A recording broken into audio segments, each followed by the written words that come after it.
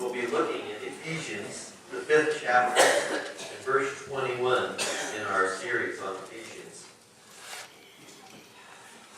So to introduce it, I want to skip back just a few verses, 15 and 16. I think that's something that we have read before. Where Paul says, laying the groundwork, says, "Be careful then how you live, not as unwise, but as wise, making the most out of every opportunity,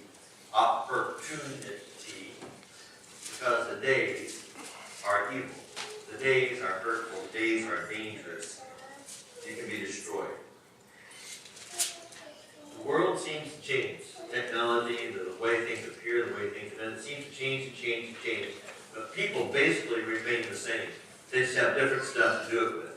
To do it faster, to do it further away, whatever. We live to be independent. That's who we want to be. We're humans. I'm an individual. I want to go out and have a life. And I remember turning 16 and thinking what a revolution that was for me. That I could take myself places. With my parents' position and their gasoline, I could take them some places. I didn't really make those provisos in that day. It looks that way to me now. And it seemed to me I was ready to go out and conquer the world, do my own thing, take myself places. And my parents would say, "Now, Craig, be careful, you watch this, you watch that." And you know Charlie Brown, and the Charlie Brown cartoons when the teacher's talking? Wah, wah, wah, wah, wah. Yeah. I know exactly how that is. I'm going, yeah. Well, I'm doing this on the inside. I never said it out loud. Yeah, to my folks was not a good plan. So I didn't say it out loud. But I was thinking it, heaven's sakes, I was trained in driver's ed. I'm ready for this. I read the manual. No kidding. I didn't comprehend the consequences. You know, there are always consequences to everything. The world, once again, from the Peanuts cartoon, Snoopy saying, "Their life is full of unexperienced consequences." Yeah, that's true. You know, there are a lot of things that can go wrong. I could have gotten into legal trouble, done something really wrong, really reckless, and hurt somebody. But, you know, there are things to be done. There's insurance to stand by me. There are ways to follow up with that. There would be emotional damage. My parents were going to support me.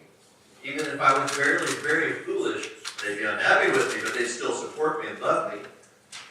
If I damaged our car, there was insurance for that. There's ways to deal with it. But you know, there's something that my parents couldn't help me with. That's guilt of having hurt somebody or killed somebody because of my driving. You know, that did not sink in. It didn't cause me to be more careful. But it was so true that there's nobody to stand between me and my guilt if I've done something foolish or it's outright wrong. And I killed somebody or I injured them for life, broke them in some way, I would have to face that day after day. I didn't fully realize the suffering that could come to me for my foolish actions if I did them.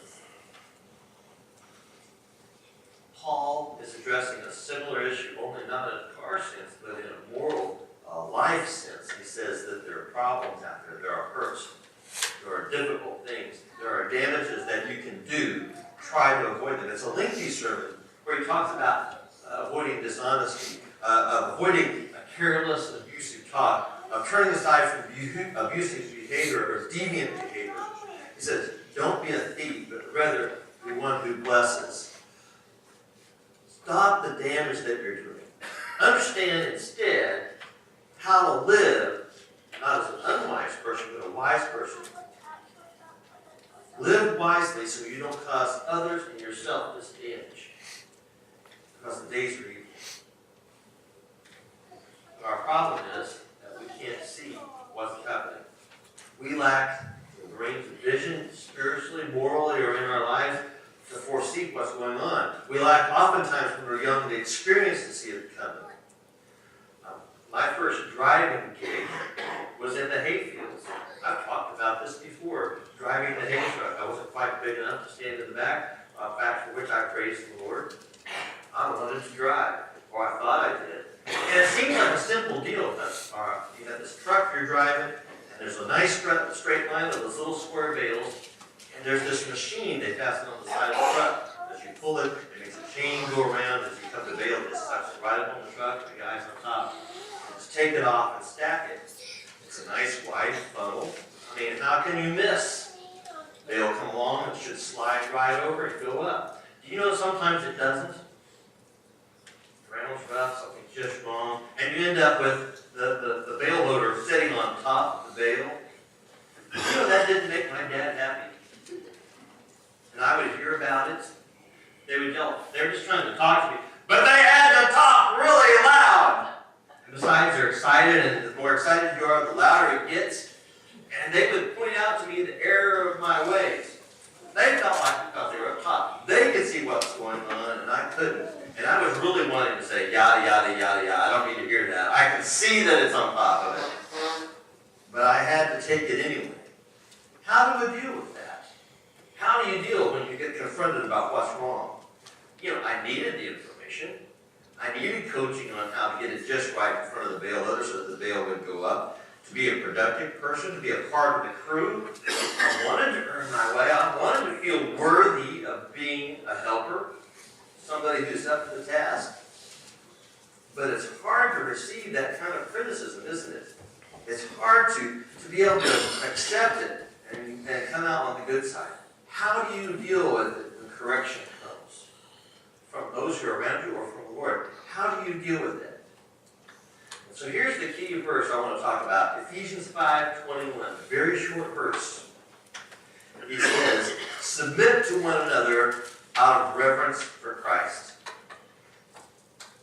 On the basis of our respect for Jesus and what Jesus has done. That's the key component here. Now we have to keep in mind what God has done to us through Jesus Christ.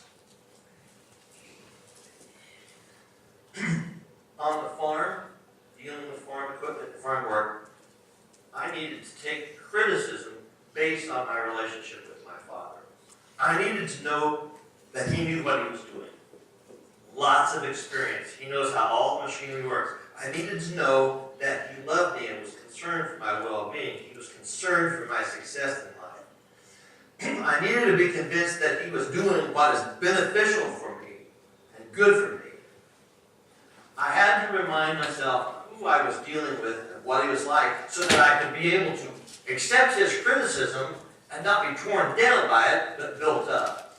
Now, it didn't make it fun, if you know what I mean. But it did give me the capacity to turn these loud criticisms into a blessing and a direction, because I can trust that he wanted what's good for me. If we can trust that Jesus and God wants what's good for us, we can take his criticism, we can take his directions, and make something good of it. He's our maker, our creator, who designed us. He understands how we work, how we tick, and why we do what we do. And though we are sinners and deserve punishment, he has rescued us in Jesus Christ. And moreover, he has made us partners in the family business, the church. We're given a handful of that work to be done. It's his gift to us. It's part of what he's doing. We have a mission to serve with him. And because of this great gift, we can trust this God who expects much of us. He did not do these things to make us feel bad. He didn't point out the wrongs in our lives to make us low and get us down. He points to them because that's the blessing we need to become who we need to be in the world. We've got to trust him. And how do we do that in the church? How do we do that in the church? This verse. Submit to one another out of reverence for Christ. Does that sound like nonsense?